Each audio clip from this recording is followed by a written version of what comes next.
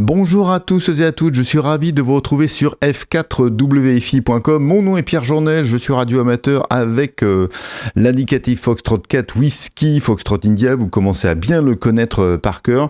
Je suis très content de vous présenter aujourd'hui une nouvelle interview et c'est quelqu'un qui a écrit un livre, voilà un livre super intéressant, j'essaie de vous le montrer puis que ça fasse pas trop de reflets à la caméra et je l'ai à l'autre bout de la connexion Google Meet. Voilà, il s'agit donc de Frédéric Mazoyer, c'est comme ça qu'on prononce bien ton nom, je dis pas de bêtises? Absolument, bonjour Pierre, bonjour à tous. Mon prénom c'est bien Frédéric ou Fred, je m'appelle Fred. Et mon indicatif radioamateur, quant à lui, est F5, Oscar, Zulu et Kilo. Super, parfait. Et ben écoute, alors c'est marrant pour tout vous dire en fait. Fred m'a contacté, je sais pas, la semaine dernière, quelque chose comme ça, et il me parle donc de ce livre. Donc forcément, ça me parle. Je me suis précipité sur Amazon pour aller acheter le bouquin. Voilà, je fais de la pub gratuite. Honnêtement, ça coûte 10 balles, voilà. Et déjà l'abstract, enfin en tout cas le résumé m'a donné envie. Ce que tu disais dans le mail m'avait donné envie et j'ai acheté le bouquin, je l'ai dévoré en une soirée ou deux et je me suis dit bah tiens, comme je commence à faire des interviews sur ma chaîne YouTube, je t'ai proposé ça, donc bah merci beaucoup puis bravo pour ce bouquin. On va revenir évidemment dessus, mais parle-nous un peu de toi en tant que radioamateur. Quand est-ce que tu es devenu radioamateur? En fait, tout ça, je l'explique dans le livre. Alors, je vais quand même pas dévoiler tout le Ah bah non, il faut juste un petit teasing qui donne envie, bien sûr. Comment je suis devenu radioamateur? Comme la plupart d'entre nous, j'ai démarré en faisant de la civile, même bien encore avant. Mais là, je pars sur une moitié de carrière, on va dire, en faisant de la civile pendant pratiquement une bonne dizaine d'années, où ce qui me tenait vraiment à cœur, c'était le contact à longue distance, Ouais. le NIT. Et puis un jour, faut peut-être constater que j'ai pu prendre contact avec un radioamateur qui était descendu sur le 11 mètres, avec qui on a beaucoup échangé, qui m'a apporté beaucoup d'éléments et qui m'a appris qu'il existait dans ce monde des radioamateurs. J'ai dit pourquoi pas devenir à mon tour radioamateur et avoir l'accès à certaines bandes de fréquences auxquelles on s'attendait tous à ce moment-là. Et voilà, j'ai préparé ma licence en autodidacte et puis voilà, je suis devenu radioamateur il y a maintenant 35 ans de cela. D'accord. Et tu avais un background technique particulier ou juste ta curiosité qui t'a poussé vers ce monde fascinant? Oui, alors j'ai pas d'études particulières sur le sujet en termes d'électronique, puisque moi mes études étaient plutôt basées sur de la force de vente en tant que commercial, donc ça n'a absolument rien à voir. C'est simplement une passion qui m'est arrivée un jour, et puis je me suis dit pourquoi pas me lancer dans cette aventure et puis essayer de comprendre, et puis le contact humain, parce que faut se mettre dans le contexte. Il y a 35 ans de cela, l'Internet n'existait pas, Et oui. les réseaux sociaux n'existaient pas, et le réseau social principal à cette époque, c'était justement la radio. Donc, pour moi, c'était vraiment une belle aventure de pouvoir faire des connaissances, faire des contacts avec des copains de quartier, pour commencer, et après des copains de plus longue distance à travers le monde. Ouais. Et c'est vrai que moi, en tout cas, ton histoire a résonné chez moi parce que j'ai eu ma période CB. J'étais une période CB, je dirais, / voiture, voilà. Et puis effectivement, c'était au siècle dernier, donc il y a bien longtemps. Et là, on se met à discuter juste avec son collègue de bureau, etc. On a l'impression qu'on a découvert l'Amérique parce qu'on parle à quelqu'un dans une autre voiture qui est juste à quelques kilomètres. Enfin, peu importe. Et puis il y avait quelque chose de vraiment magique par rapport à ça. Et c'est un parcours, un chemin que beaucoup de radioamateurs ont emprunté d'ailleurs, comme tu le décris. Donc c'est pour ça, je pense que, en tout cas moi, ton histoire m'a plu. Puis il y a quelque chose d'assez finalement universel dans le parcours que tu as eu, et je pense du coup qui résonne chez beaucoup de radioamateurs. Et alors pourquoi un beau jour tu t'es dit tiens, ça serait une bonne idée que je raconte ma vie, puis je raconte ma passion de radioamateur? Pourquoi écrire un bouquin en 2026? Alors pourquoi écrire un livre? C'est simplement c'est parti de mes enfants à l'origine, puisque pour essayer de remettre un petit peu le chose dans leur contexte, j'ai malheureusement perdu mon papa il y a 2 ans de cela. Et mon papa avait une passion, c'était la peinture. Et il a fermé les yeux, mais je vois, maintenant j'ai des peintures que j'ai récupérées, un petit peu, la famille a récupéré ses peintures à droite à gauche, et ça je pense que c'est pas mal en termes de souvenirs, un souvenir tactile ou visuel. Et puis l'autre jour, en discutant avec ma fille essentiellement, qui elle-même a fait quelques bouquins aussi, elle m'a dit, mais papa, souvent tu nous racontes tes anecdotes de temps en temps, et pourquoi t'écrirais pas un livre, toi, à ton tour, sur ton vécu de la radio en général?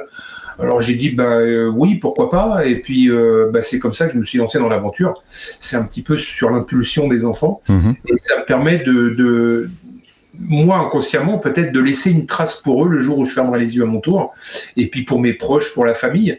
Et puis j'ai voulu aller au-delà. Je dis, laisser une trace pour eux, c'est peut-être bien. Une fois qu'ils auront le livre, ils l'auront mis de côté, et puis ça s'arrêtera là. Et je me suis dit, mais mon histoire peut-être aussi intéresser le grand public, peut-être aussi intéresser d'autres passionnés, d'autres radioamateurs, ou des civistes, ou enfin un petit peu tout ce monde extérieur. Donc quand j'ai écrit cet ouvrage, je me suis mis avant tout à la place d'un non-initié.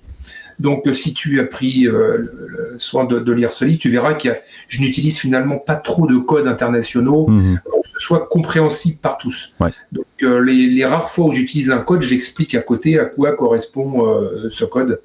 Voilà, donc mais je l'ai avant tout fait pour le grand public, et paradoxalement, je me dis que ça pourrait peut-être susciter un intérêt chez certains dans le grand public de lire ce truc-là, puis de se dire, tiens, c'est un milieu qui peut être fascinant, on peut peut-être apprendre des choses, et pourquoi pas me lancer à mon tour et peut-être aussi passer le certificat. Donc si on peut joindre l'utile à l'agréable et faire une pierre deux coups, pourquoi pas. Oui, c'est vrai qu'il y a ce côté communication, évangélisation, le terme est un peu fort, mais en tout cas faire découvrir un peu mieux ce monde qui parfois paraît un peu cryptique, les radios amateurs, les mecs, les cinglés avec les chapeaux en papier alu avec des hélices qui tournent sur la tête, enfin tout ça. Moi je vois bien quand je peux me promener dans Paris avec un walkie-talkie à la main ou une antenne que je mets dans un arbre, tu passes vite pour un cinglé. Donc c'est vrai qu'il y a quand même un travail à faire d'explication, ne serait-ce que en plus aujourd'hui. Donc on est à l'ère de l'internet et il y a beaucoup de gens qui disent c'est complètement obsolète, pourquoi être ou pourquoi devenir radio-amateur en 2026? Je suppose c'est une question que tu as déjà eue 1000 fois et tu y réponds comment d'ailleurs?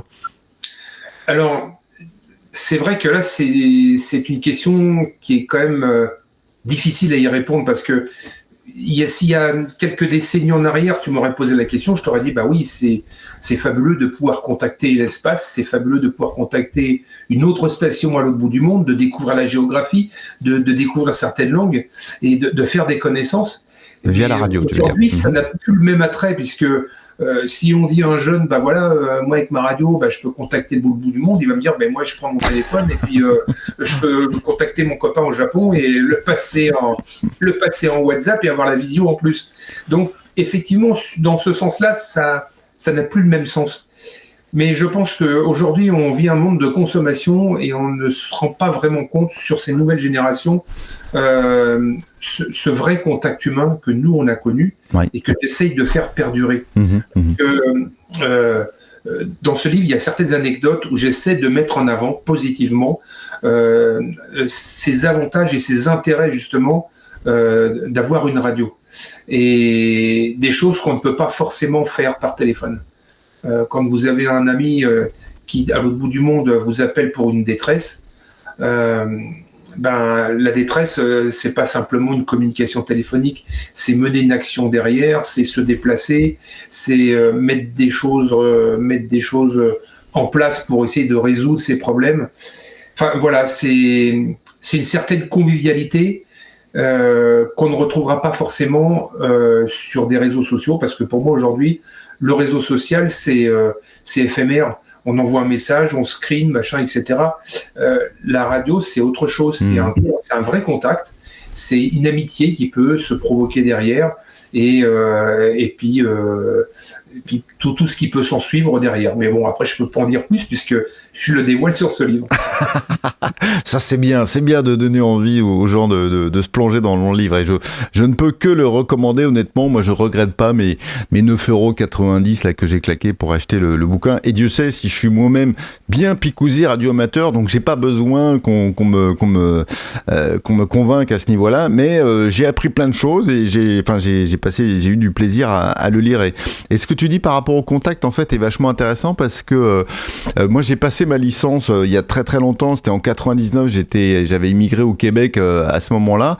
Après, pour des raisons, la vie, le travail, les enfants qui grandissent, j'ai une sorte de grande pause au niveau de la radio amateur dans lequel je me suis replongé assez récemment, il y a 2 ans, et avec beaucoup de délices. Et ce qui m'a frappé, c'est la bienveillance et l'accueil, enfin la chaleur humaine qui règne dans le monde radio amateur. Alors, qu'on se rassure, hein, c'est pas le monde des bisounours, il y a des cons partout, il y en a aussi chez les radio amateurs, hein, bien sûr, hein, ça on a notre quota, mais que ça soit les contacts que j'ai pu avoir fortuits en croisant des radio amateurs sur les ondes ou après en les voyant en vrai, ou alors le radio club où je suis membre actuellement, que je salue au passage, F6KMX là à Saint-Maur, honnêtement... Ouais, salut aussi, je les connais. Hein. Ah bah voilà. Et donc... Je suis un ancien de la région parisienne, donc j'ai eu l'occasion de... je connais très bien d'ailleurs Bruno Fox, maintenant il est passé 4, je crois F4 Fox Whisky. D'accord, ouais. Qui fait partie aussi du Radio Club et que je salue aussi en passant. Et ben voilà, c'est ça. Et moi j'ai été très bien accueilli chez eux. Et c'est quelque chose, j'allais dire presque relaxant, reposant, à l'ère de l'internet où on a les contacts parfois très froids, où effectivement on a accès au monde entier au bout de notre téléphone, mais avec quelque chose qui est une communication qui est parfois un petit peu déshumanisée. Donc il y a ce volet-là. Et moi l'autre volet aussi qui me fascine encore beaucoup en 2026, c'est que finalement, de la même manière qu'on a dit une époque que la télé allait tuer la radio, que l'internet allait tuer le papier, etc. Finalement, on se rend compte que c'est pas du tout le cas. Et il y a même une certaine complémentarité qu'on trouve maintenant entre la radio amateur et l'internet. Il y a certaines choses, certaines activités radio qu'on aurait beaucoup de mal à faire si on n'avait pas internet. Et finalement, la radio amateur s'appuie sur ce qui existe, sur l'outil d'internet, et ça ne l'a pas du tout remplacé. Et c'est d'un côté, on pourrait se dire, mais attends, c'était supposé tuer tout, puisqu'on pouvait parler aux gens beaucoup plus facilement qu'en s'emmerdant à monter des antennes sur des arbres, sur des pylônes, etc. Et en fait, pas du tout. Et ça cohabite tout ça joyeusement. On en est la preuve vivante, puisque là, on se parle de radio amateur à travers l'internet, quoi. Absolument. Tout à fait. Alors après, ça a quand même un intérêt, la radio. C'est ce que j'explique aux novices ou aux gens du grand public qui se disent mais pourquoi avoir un intérêt pour cette communication radio alors qu'aujourd'hui, on a d'autres moyens de communication peut-être plus fiables ou plus certains avec la fibre. Je leur dis, mais oui, mais aujourd'hui, vous vous rendez pas compte que vous utilisez un outil qui est donc la fibre ou le téléphone portable, mais le jour où on vous coupe l'électricité, où on coupe les réseaux, vous n'avez plus aucun moyen de communiquer. Et il restera justement les radioamateurs. Et là, vous prendrez peut-être conscience que finalement, les radioamateurs sont peut-être utiles dans ce monde. Peut-être pas dans l'instant T, mais... Bon, on ne le souhaite pas évidemment, mais ça peut arriver. Ouais. L'intérêt, donc voilà. Après, bon, c'est le matériel reste le matériel. Ça paraît peut-être impressionnant ce que vous voyez à l'image, mais il faut savoir que j'ai pas acquis ça en 2 mois. Il y a 35 ans derrière en ancienneté, et comme tous les passionnés, on achète du matériel, on revend, on rachète un peu plus grand, et puis où on retrouve une bonne occasion, etc. Puis c'est comme ça qu'on s'équipe. Après, moi j'essaie d'exploiter tout type de communication, parce qu'il faut savoir, et là je m'adresse au grand public, que tous les moyens de communication qui existent aujourd'hui ont été à l'origine développés par des radioamateurs. L'origine de l'Internet, ce sont des radioamateurs américains qui communiquaient entre eux, entre deux universités, puis qu'un jour se sont dit tiens, pourquoi pas essayer de transmettre nos données, puisqu'on est suffisamment éloignés les uns des autres, par voie radio, en envoyant des trames, etc. Et puis après, ça a été pris par des grandes firmes qui ont les moyens financiers de développer tout ça, et puis de se dire on le fait sur des réseaux électriques ou des réseaux fibrés maintenant, puisque c'est beaucoup plus pratique. Mais là, si je m'adresse encore au grand public, un téléphone portable, c'est une radio en fait. Hein. Bah absolument. Vous communiquez en passant par un relais de la même manière. Donc on ne se rend pas compte parce que c'est un outil, voilà, on l'utilise, mais sans finalement chercher à comprendre comment ça fonctionne. Et le Wi-Fi, ça a été aussi développé par des radioamateurs. Enfin voilà, il y a plein de petites choses comme ça, sans s'en rendre compte, où nous on travaille dans l'ombre. Enfin quand je dis nous, je parle de la communauté, hein, je parle pas de moi, mais la communauté de radioamateurs, il y a beaucoup de techniciens qui travaillent dans l'ombre et qui développent justement des moyens de communication futurs qui serviront peut-être pour le grand public de plus tard. Et la partie aussi, le sujet qui est fascinant, c'est, comme tu viens de le dire, c'est que de faire prendre conscience que tous nos outils modernes, ça soit ce qu'on a au bout de l'ordinateur, en Wi-Fi, en connexion Internet, au téléphone, ça repose sur une infrastructure colossale qui est derrière, versus quand on est avec soit un simple pocket comme ça dans la nature, ou avec un gros shack radio comme tu as chez toi, ou moi quand je me promène dans les bois avec des antennes, avec du matos qui est finalement relativement rudimentaire et qui permet néanmoins de faire des connexions, d'avoir des contacts avec des gens qui sont à des centaines, voire des milliers de kilomètres. Et il y a un peu ce retour à l'analogie qu'on sait, le retour du vinyle, etc., qui fait que je pense qu'il y a ce côté qui est toujours, peut-être même encore plus que jamais, pertinent du radioamateur versus des outils plus modernes qui sont d'une autre génération, quoi. Bien sûr, bien sûr. Tout à fait. Alors après, c'est à nous de montrer à travers nos petites expéditions, déplacements sur des terrains, comme beaucoup le font, ou sur des sommets de montagne, choses comme ça. Il y a toujours des gens qui viendront voir par curiosité, se dire comment ça se fait que vous faites ce truc-là, ça existe encore, et en quoi ça consiste. Il suffit de rentrer un petit peu dans le détail. Mais aujourd'hui, la radio elle est omniprésente de partout. Je prends un autre exemple que j'évoque un peu dans le livre, mais je ne m'étale pas trop dessus d'ailleurs sur ce livre. J'ai aussi une chaîne YouTube, donc je suis aussi utilisateur d'Internet. Je vais la montrer, la chaîne YouTube d'ailleurs, voilà, on la retrouve ici. Indicatif. Et je fais de la chasse à la radiosonde météo. D'accord, ouais. La radiosonde météo, c'est quoi ? J'en ai un juste à côté, voilà, une petite radiosonde météo. D'accord, ça c'est ce qui est au bout du ballon, quoi, ce que tu tiens à la main. Voilà, qui est lancé par Météo France à travers des ballons gonflés à l'hydrogène 2 fois par jour. Je ne vais pas rentrer dans le détail parce que là, on va y passer des heures, mais il faut savoir que ce petit objet, en fait, il y a une antenne et il balance des trames toutes les secondes, donc par voie radio. Donc, nous, on décode ces trames, ce qui nous permet d'avoir au fil du déplacement de la radiosonde sur son ascension, l'hydrométrie, la température, le sens des vents, tout ce qui peut graviter autour de l'atmosphère, et c'est grâce à ces petits objets-là que l'on a justement la météo le soir à la télé. Donc la météo, c'est quelque chose qui sensibilise tout le monde, parce que tout le monde s'intéresse à la météo, mais finalement dans le grand public, jamais personne se pose la question de savoir comment ils obtiennent ces données-là pour savoir quelle sera la météo demain, après-demain, dans une semaine. C'est grâce à ces petits objets-là. Donc quand le ballon éclate, ces objets-là redescendent sur Terre via un petit parachute, et nous on est chargé, quand je dis nous, une petite équipe de radioamateurs est chargée de récupérer ces radiosondes, puisqu'on a les positions GPS, latitude et longitude, et quand ça atterrit au sol, on prend son antenne Gonio, et puis on essaye de suivre la trame et de se rapprocher pour essayer de récupérer cette sonde, et puis quelque part de dépolluer le terrain. Donc on a aussi un intérêt de ce côté-là. Et d'ailleurs, pour l'anecdote, j'ai peut-être un petit peu les yeux cernés parce que je me suis levé à 1h du matin, j'ai fait une chasse justement cette nuit. D'accord, ok. J'ai fait une chasse cette nuit, on avait une radiosonde qui arrivait dans la région de Marseille, justement là où je réside, et donc un copain SWL là, s'est joint à moi. Alors SWL, je précise que c'est un écouteur qui n'est pas encore opérateur radio, mais qui j'espère va l'être bientôt. Et qui est venu se joindre à moi pour chasser cette radiosonde, et voilà. Donc, et la chasse a été bonne? Vous l'avez trouvée ou pas? Non, on a fait chou blanc. Okay. On a fait chou blanc, donc on s'est levé très tôt pour pas grand-chose, parce qu'il y a des petites défaillances dans ce truc. Là, en fait, il y a des batteries dedans qui tiennent pas la route. Donc, Météo France a besoin de connaître les données sur l'ascension, mais au moment où ça descend, Bon, évidemment, ils récupèrent les données, mais ça n'a pas un grand intérêt pour eux, parce que ça monte quand même à près de 30 000 mètres d'altitude, donc 30 km sur la stratosphère, donc c'est quand même relativement haut. Et en très haute altitude, enfin peut-être pas très haute altitude, mais à la hauteur du jet stream, 12 000 mètres, vous avez moins 56 degrés.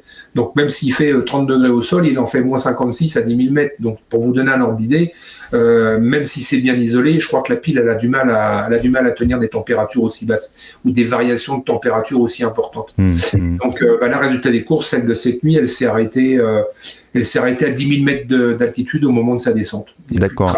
Rien, elle s'est arrêtée, donc elle est descendue sur la nature, mais là on n'avait plus moyen de audio, de radio pour pouvoir la suivre, donc on ne sait pas du tout où la trouver. Ouais, la zone de recherche était trop grande à ce moment-là, quoi.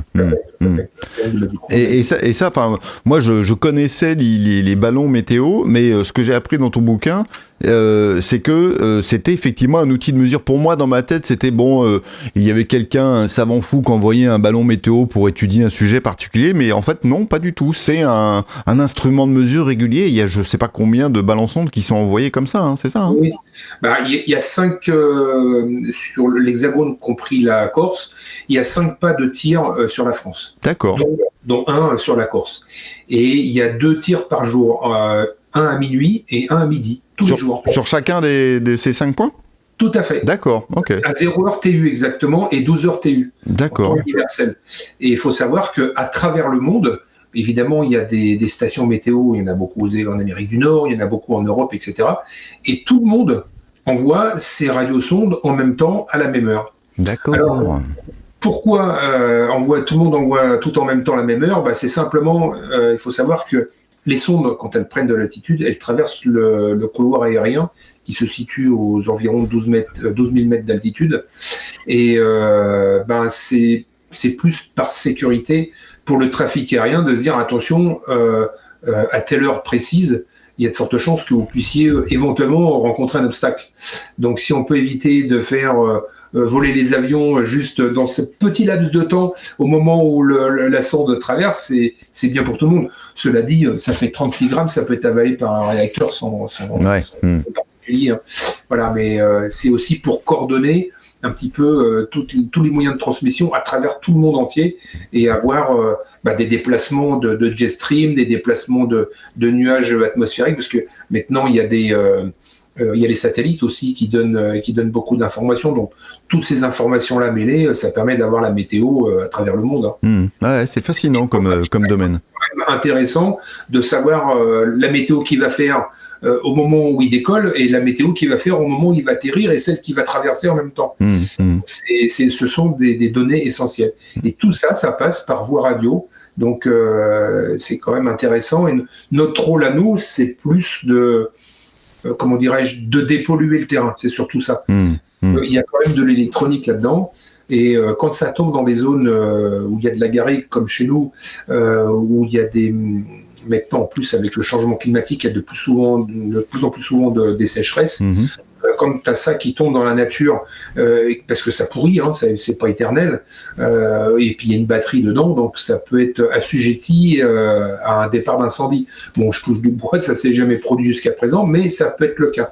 Donc il m'est arrivé dans des moments où les massifs étaient justement fermés pour cause de chaleur extrême, d'avoir une autorisation spécifique. Alors évidemment, je vais demander ces autorisations pour pouvoir aller récupérer ces radiosondes, ne serait-ce que pour, entre guillemets, sauver la nature. D'accord, génial. Encore une fois, ça c'est un domaine que je connaissais pas du tout, que j'ai découvert dans ton bouquin. Il y a un domaine que j'aimerais bien aborder aussi, qui lui aussi peut paraître complètement anachronique, c'est le morse, la CW, comme on dit dans le monde radio-amateur. Moi, c'est un domaine, évidemment, j'avais entendu parler du morse bien avant d'être radio-amateur, et dans lequel j'ai plongé là tout récemment. Ça fait presque 1 an, jour pour jour, que je me suis mis à faire la CW, que je fais du POTA comme ça.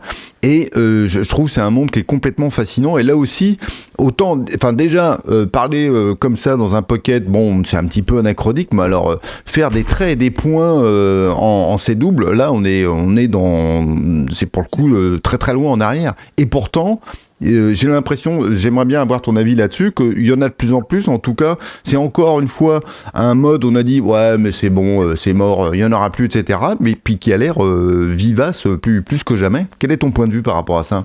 Alors, le morse, ou plus catégoriquement appelé CW, comme on dit dans notre jargon, il est encore utilisé dans le domaine militaire. D'accord, ok. Et on l'utilise aussi dans la marine nationale, parce qu'il y a aussi du morse visuel, ouais. Voilà, avec les lumières qui clignotent. Tout le monde connaît le fameux SOS, 3 points, 3 traits, 3 points. Alors, ça peut se faire sous forme lumineuse, comme ça peut le faire sous forme auditive, par son. Mais c'est une communication internationale, parce qu'on utilise à travers le morse beaucoup le code international, ce qu'on appelle le code Q, c'est-à-dire vous avez 3 lettres qui commencent par la lettre Q, QRA, QRM, QRE, QFR, enfin tout ce que vous voulez. Pour les initiés, vous comprendrez de quoi je parle. Et l'avantage du morse, c'est que c'est un langage international. On peut discuter avec un Russe, on peut discuter avec un Américain, un Néo-Zélandais, avec un Africain, avec qui vous voulez. L'avantage du morse, c'est que tout le monde arrive à se comprendre. Donc ça, c'est quand même c'est une langue universelle. Alors certes, et je trouve ça, enfin, ça n'engage que moi, je trouve dommage que l'on ait retiré cette épreuve-là à l'examen.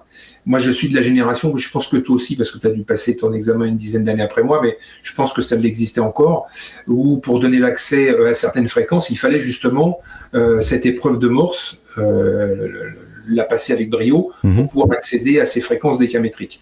Alors, ça rebutait beaucoup de gens, parce que le morse, c'est quand même particulier. C'est comme demander à quelqu'un d'apprendre à jouer un instrument de musique en l'espace d'un mois. Donc, ça se fait pas comme ça. Il y a des gens qui ont la capacité d'apprendre le morse rapidement. D'autres personnes, il va leur falloir une année pour comprendre. Moi, j'ai eu la chance il m'a fallu à peu près 3 mois pour l'apprendre. La chance que j'ai eue, c'est que fut une époque, tout comme toi d'ailleurs, j'ai été guitariste aussi. D'accord. Donc j'ai l'oreille musicale, et moi j'entends le morse comme un son musical et pas comme quelque chose à décoder. Donc c'est ça qu'il faut aussi se mettre en tête. Donc aujourd'hui on essaie de perdurer ce truc-là.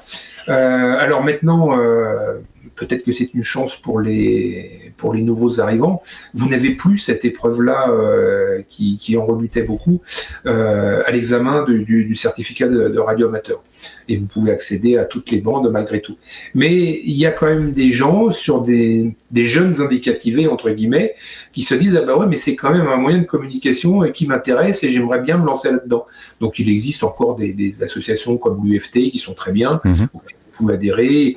Ils peuvent, aujourd'hui avec Internet, vous trouvez un peu partout des solutions pour justement essayer d'apprendre ce fameux code morse. Ouais, des applications mobiles, des sites web, etc. Et puis c'est toujours sympa, c'est un moyen de communication supplémentaire, mais qui n'est pas encore archaïque, parce que tôt ou tard, même si c'est le premier moyen de communication qui a existé, le morse, avant même la phonie, il faut savoir que le jour où il n'y aura plus rien, le morse sera toujours d'actualité. Et le morse, on s'en sert aussi. Moi, je m'en suis beaucoup servi. Par exemple, quand on fait de la communication par satellite, des fois, le satellite, alors je ne parle pas du géostationnaire, mais du défilant, quand vous avez des satellites qui sont à des apogées à 36 000 km d'altitude, pour l'avoir, la phonie, c'est pas toujours ce qu'il y a de mieux. Et le morse, le moindre signal, le morse, vous arrivez encore à l'entendre à l'oreille. Il y a des gens qui font ce qu'on appelle de l'EME. L'EME, c'est Hertz, Moon, Hertz, c'est-à-dire qu'on se sert de la Lune pour communiquer comme effet miroir et communiquer avec un autre radioamateur. Alors là, il faut être équipé en antenne, il faut être équipé en puissance. Et bien souvent, le morse permet d'établir une communication qui ne sera pas forcément réalisable avec de la phonie si on n'a pas des grosses paraboles gigantesques et des gros moyens techniques pour le faire. Donc, dans notre domaine à nous, c'est quand même utile, c'est quand même sympa. Et puis, ça, même malgré tout, même si c'est un peu obsolète pour certains, moi je sais que quand on fait des démonstrations pendant des fêtes d'associations, des choses comme ça, et que le grand public vient voir, le moyen de communication qui impressionne, c'est bien le morse. Ouais. Les gens se disent c'est bizarre, vous entendez des sons, des bip bip bip, vous arrivez à comprendre ce qu'il est en train de vous dire, puis en plus vous répondez. Mais on fait semblant. ça reste encore impressionnant. Ouais. Aujourd'hui, on utilise beaucoup les modes digitaux. Alors, moi-même, je l'utilise, comme du RTTY, du PS431, ou ce qui est à la mode en ce moment, c'est le FT8. Ce que je trouve juste déplorable, et encore une fois, ça n'engage que moi, c'est qu'aujourd'hui, à mon sens, beaucoup trop de gens, se rabattent sur le FT8, parce que le FT8, c'est un peu le mélange entre le morse, c'est-à-dire que, en fait, s'il n'y a pas beaucoup de propagation, il y a toujours le moyen de faire de la longue distance ou d'établir des contacts avec du FT8. Mais alors le FT8, pour moi, c'est pas un véritable échange, parce qu'on échange un locator, c'est-à-dire l'endroit où on se trouve, on échange un report, je schématise, en gros, je te reçois 5 sur 5, et moi aussi, je te reçois 5 sur 5, salut, ciao, puis au suivant. Oui, puis c'est les ordinateurs ou les appareils qui parlent entre eux quasiment. Il n'y a presque pas besoin d'interaction humaine. C'est pas la vraie communication humaine comme moi je l'aime, où il y a un vrai échange quand on parle en phonie avec quelqu'un et qu'on lui demande comment il va, dans quel environnement il vit, ce qu'il fait comme métier, quelle est son autre passion que la radio, et puis apprendre finalement sur l'autre. Et puis pourquoi pas aussi aboutir, parfois, moi ça m'est arrivé, aboutir à un voyage qui fait que on rencontre finalement cette personne que l'on a contactée, et de mettre un visage sur un contact, c'est kiffant, quoi. On utilise des termes d'aujourd'hui, alors que un FT8, c'est qu'un simple échange de report. Donc quand des fois je traîne sur les bandes amateurs, j'écoute la partie phonie, on n'entend personne. La partie télégraphie, il y a encore un petit peu de monde. Mais par contre, le FT8, la bande, le canal entre guillemets FT8, ouais, c'est blindé de monde. Tout le monde se rabat là-dessus. Alors c'est intéressant, j'en fais aussi, mais je ne fais pas que ça. Ouais. Oui, ça reste moi, j'en ai fait un petit peu, mais c'est vrai qu'à chaque fois que j'en refais un petit peu, j'en fais 2 minutes, puis au bout de 2 minutes, je m'emmerde un peu, quoi, en fait. Je dis, ok, super, j'ai fait 1 ou 2 QSO, je mets des gros guillemets, mais c'est pas et c'est infiniment moins kiffant, en tout cas, que de parler à quelqu'un. À mon sens, c'est un ordinateur qui discute avec un autre ordinateur. Voilà. Même si c'est nous qui sommes derrière le clavier. On est juste là à cliquer, puis c'est tout, quoi. Je vais contacter lui plutôt que lui. Ouais. On est d'accord. Ouais. Ça reste un peu aussi radio. C'est intéressant pour celui qui veut connaître la propagation. Oui, c'est ça. Ça donne une indication de où ton signal se porte. Il peut y avoir une ouverture, etc. Mais c'est dommage que beaucoup de gens aujourd'hui se rabattent là-dessus, parce que c'est entre guillemets la solution de facilité pour pouvoir faire des grandes distances avec peu de moyens finalement. Et c'est vrai qu'il y a ce côté qui est fascinant. Moi, parfois, ce que je reproche aux télégraphistes dont je fais partie maintenant, c'est que c'est va des rétros, Satanas, FT8, c'est le mal, etc. Je dis, écoute, le mec qui fait du FT8, il te retire rien, et réciproquement, enfin voilà, tu vois, il n'y a pas de mal à essayer. C'est un mode de plus. Ouvert à tout et respecter les autres. Voilà. Il y a des gens qui vont être techniciens et des radioamateurs qui vont passer leur vie et qui vont prendre un grand plaisir d'avoir un fer à souder longueur de journée à la main, j'en connais, et de monter des composants. Et qui font jamais un QSO ou très rarement. On a besoin. Et au même titre que je respecte ceux qui font que de la télégraphie, ou ceux qui font que de la phonie, ou ceux qui font que du FT8. Moi, j'essaie de me mélanger un petit peu à tout ça, de m'ouvrir l'esprit, de me dire, pourquoi pas, d'ailleurs j'en parle un peu dans le livre, je prends pas forcément, c'est pas ce que j'aime le plus dans la radio, d'avoir un fer à souder à la main, mais je me suis quand même lancé dans l'aventure. J'ai quand même fait des petites constructions de moi-même, j'ai quand même réparé des choses pour dire que, voilà, finalement, je suis pas si nul que ça, et que ça m'a aussi porté satisfaction. Mais il y a tellement de choses à faire, le monde amateur, radio amateur est tellement vaste, que si on peut essayer de faire un petit peu de tout. Alors je suis pas un super fan de télégraphie, mais j'en fais. Voilà, j'essaye de faire un petit peu de tout, et je prends plaisir de faire un petit peu de tout. Quand tu regardes dans le rétro là, pour toi c'est quoi les plus grandes les plus grandes évolutions que tu as vues dans le monde radio amateur entre tes premiers émois de radio amateur et puis maintenant en 2026? C'est justement les modes digitaux. Les modes digitaux ont pris une ampleur phénoménale. Ça a commencé avec le RTTY, le radiotélétype, qui était un moyen de communication, notamment pour les agences de presse. C'est comme ça que ça a un petit peu commencé au départ, puis qui ont été repris par les radioamateurs. Après, il y a eu l'AMTOR, il y a eu le PACTOR, il y a eu le Packet Radio, il y a eu le PSK31. Enfin, il y a eu plein de modes de digitaux qui se sont développés. Et ça, je trouve que la période où j'ai vécu jusqu'à présent ces 3 décennies de radio, je trouve que c'est ça qui s'est le plus développé, à mon sens. Ok. Et tu trouves que c'est un bien ou tu trouves que c'est une plaie? Non, c'est bien. Ouais. C'est bien. Non, tout est bon à prendre. Il y a des gens qui font de la télévision, d'autres qui font encore de la SSTV, Slow Scan TV, qui veut dire télévision à balayage lent, c'est-à-dire prendre des photos puis les envoyer aussi par voie radio. C'est des trucs. C'est des trucs c'est intéressant.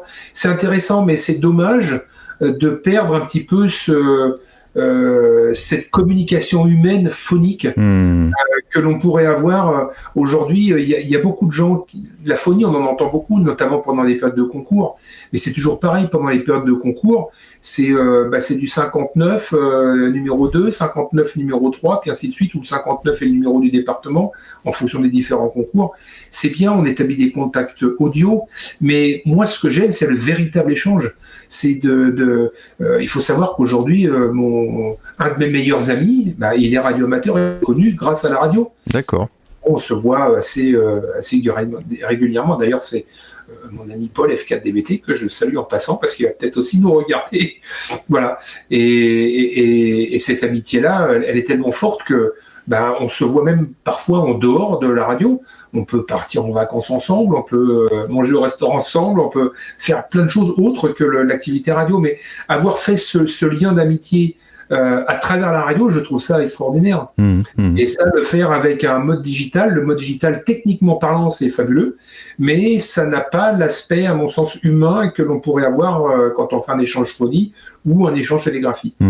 Et c'est vrai, hein, tu as raison, parce que quand on lance ces premiers appels, moi en ce moment je suis un peu dans le trip à mort, POTA, etc. Et puis quand on lance ces appels, que ça soit en phonie, en C-double, et puis que ça répond à l'autre bout, je pense qu'il y a un truc qui se passe dans la tête parce que c'est un humain qui est à l'autre bout, qui est en train de répondre d'une manière ou d'une autre, quoi. Et ça, il y a un petit côté magique. Et que la personne soit quelques dizaines de kilomètres, quelques centaines, ou alors quelques milliers de kilomètres plus loin, alors là, c'est fou, quoi. Ah oui, tout à fait. Alors, génial.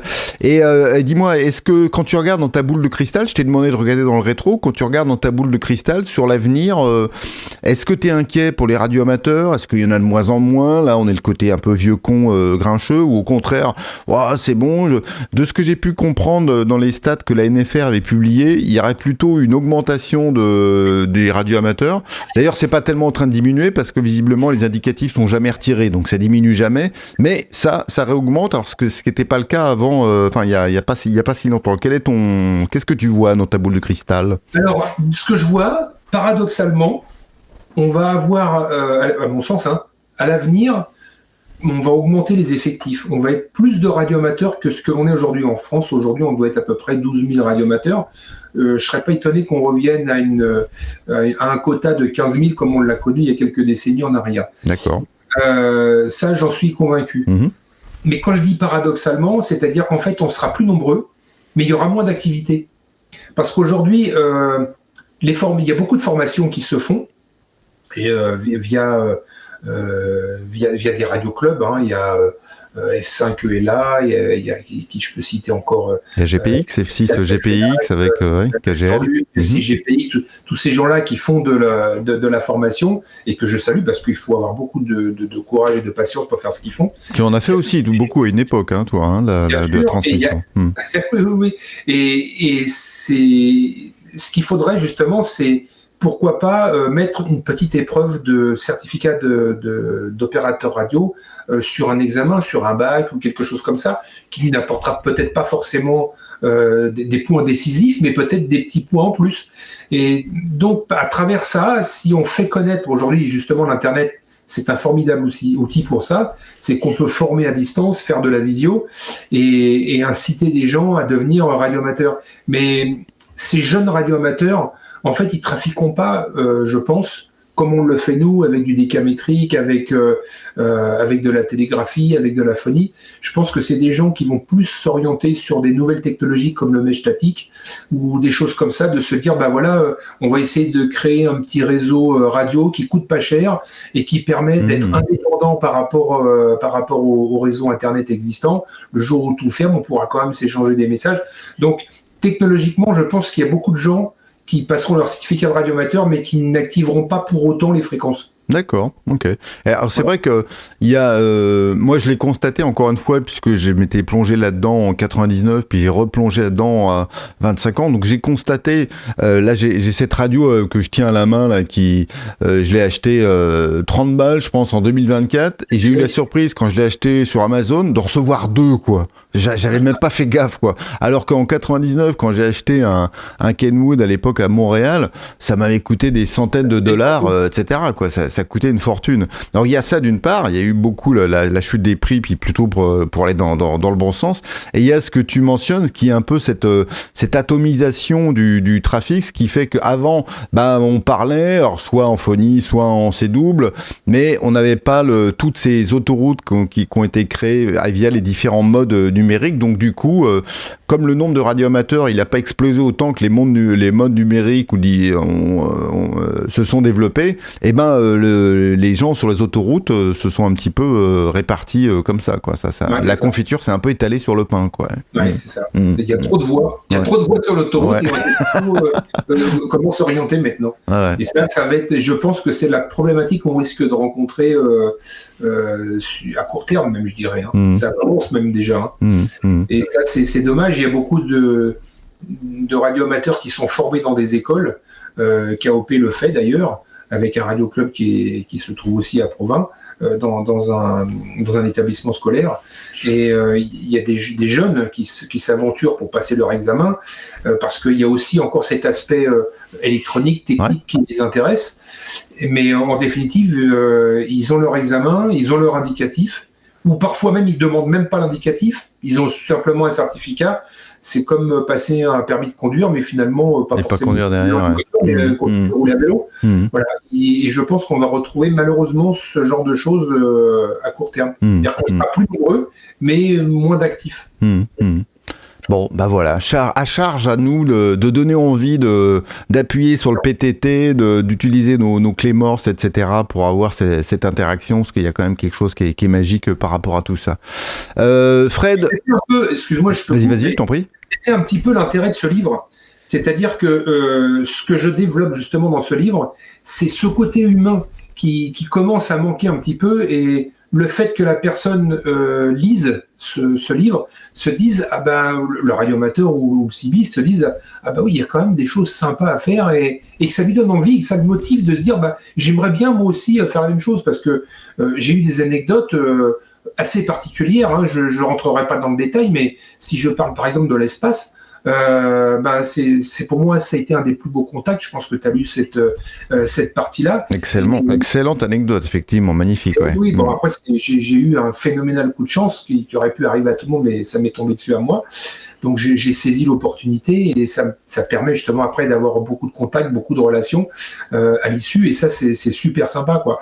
Et c'est ça que je veux essayer de montrer, et de montrer aux jeunes que la radio, c'est pas simplement apprendre une formule, c'est aussi le contact humain avant tout. Ouais, je suis bien d'accord. Et c'est le message que j'essaie de faire passer avant tout. Ouais, et écoute, 100% bien reçu ici, 559, 599 je devrais dire plutôt.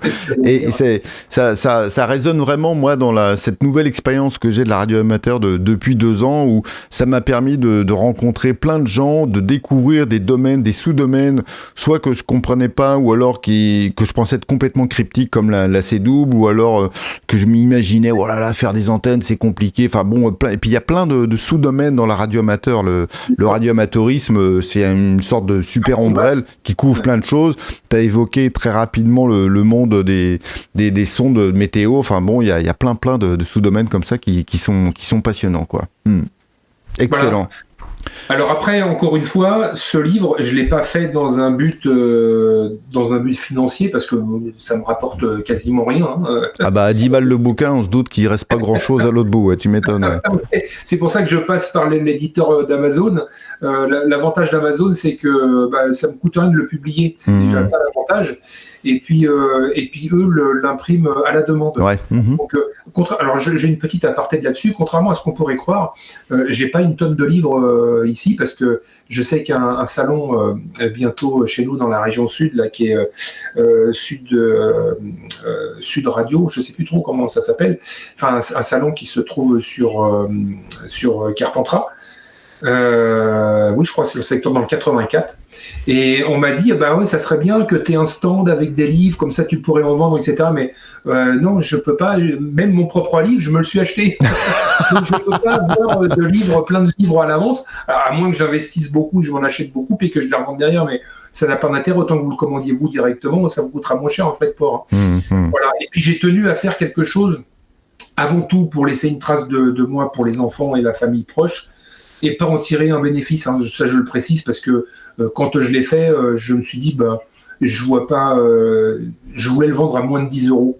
Parce que moins de 10 euros, on prend pas de risque. Ouais. Quelqu'un qui veut acheter ce truc-là, il sait pas trop à quoi s'attendre. Il se dit, bon, écoute, hein, pour 10 balles, je vais même pas 9,50 €. Pour 9,50 €, je le prends, puis on verra bien, ça me plaira ou ça me plaira pas, j'aurais pas perdu grand-chose. Donc, c'est curieux à dire, mais voilà, je voulais pas en tirer un bénéfice et le vendre une somme phénoménale. Ça n'était absolument pas primordial pour moi. Et d'ailleurs, moi, confidence pour confidence, quand j'ai reçu ton mail, ma première réaction un peu idiote, c'était de me dire, attends, le mec, il m'envoie un message, il veut que j'achète son bouquin, tu vois. J'étais, et puis après, je regarde le bouquin, je lis le résumé, je vois le prix, je me dis, attends, ça se voit clairement que c'est l'œuvre d'un passionné, c'est 10 balles, ça m'a pris 30 secondes, puis je l'ai reçu quelques jours après et ça a été 10 € bien investis, voilà. Donc, ne soyez pas aussi con que moi, voilà, soyez plus ouverts. Et je comprends cette remarque. Après, évidemment, je me sers des réseaux sociaux pour essayer de diffuser cette information. Et c'est très bien. Ouais. Au mieux. D'ailleurs, je remercie en parallèle notre association nationale, le REF, qui va faire une petite publication publicitaire, entre guillemets, sur ce bouquin, sur le Radio REF, le prochain là qui va sortir. Super. Très bien. Parce que, je pense que ça peut intéresser pas mal de monde et j'ai eu pas mal de retours positifs de gens qui m'ont dit tiens, finalement je me ferais bien aussi un petit truc comme ça. Le plus dur... Pour raconter leur histoire, tu veux dire ? Le plus dur, c'est de démarrer. Ah oui, j'imagine. Une fois qu'on a démarré, les souvenirs reviennent, et le plus dur, c'est de démarrer, quoi. Ouais. Et effectivement, beaucoup de gens se retrouvent à travers ces différents anecdotes. Ouais, excellent. Et c'est vrai qu'il y a plein d'histoires, on en a à peine évoqué quelques-unes, puis il y a surtout plein d'autres dedans, et c'est top si effectivement ça peut déclencher de l'envie à d'autres d'écrire. Moi, la chaîne YouTube que j'ai démarrée avec F4WFI là, sur YouTube, c'était pour raconter mes aventures radio, etc., mon évolution, mon apprentissage de la C-double, mais je commence à faire aussi des interviews parce que je trouve ça intéressant d'avoir ce genre de témoignages, de retours, d'expériences, ce qui permet de démystifier un petit peu ce monde magnifique du radio-amateurisme. Génial. Fred, encore une fois, merci beaucoup. Merci pour ce bouquin. Voilà, c'est vraiment un chouette ouvrage. Et puis, j'espère... Ça fait plaisir, c'est le principal. Voilà, exactement. Et puis, j'espère qu'on aura l'occasion de se recroiser de vive voix sur les ondes, en phonie ou en C-double. Merci beaucoup, Fred. Plaisir. Merci à toi de m'avoir reçu. Allez, et à bientôt. Ciao, bye bye.